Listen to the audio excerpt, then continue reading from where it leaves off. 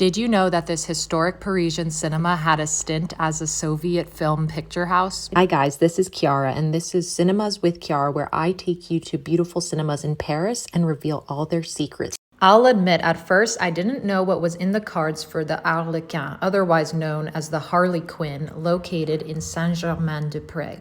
I wasn't sure if I was going to be able to visit because I thought the theater was under renovation with all this construction. But yeah, I was completely wrong because when I actually pulled up to the front, I was amazed at how well preserved it is. This Saint-Germain staple is a jewel, and it's really strong with art house programming and holds a summer series. The summer camp series featured dates where films would play with English subtitles, which is a lifesaver if you want to check out all these European films but don't know what they're saying. The cinema is very grand. It has a gold-plated card-like ceiling that has diamond-shaped accents and a super dramatic red carpet down to the screening rooms that make you feel like you're walking at a premiere. It's hard to imagine, but in the 1930s, this Ritzy cinema was actually supposed to be turned into a power plant. If you've been following along in this cinema series, you'll notice how many changes these theaters have gone through. And one exciting and remarkable period for this cinema was when filmmaker Jacques Tati bought it in the 60s, only to have ownership turned over to a company that did business with the USSR around a decade later. While ownership was retained by this company, the cinema played a bunch of Soviet films and was actually completely renamed to Le Cosmos.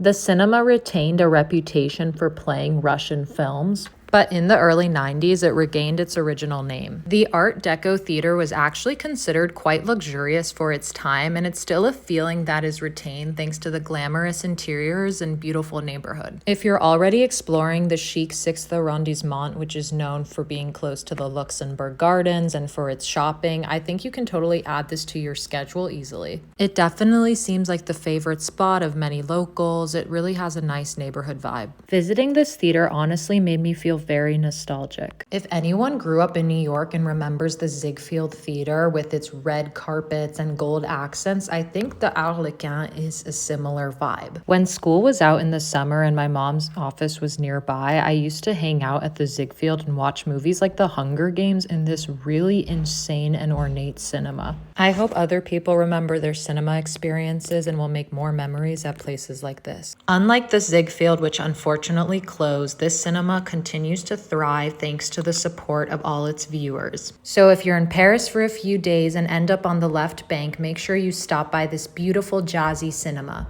If you're interested in learning about more Parisian cinemas, just follow along, and until next time, bye!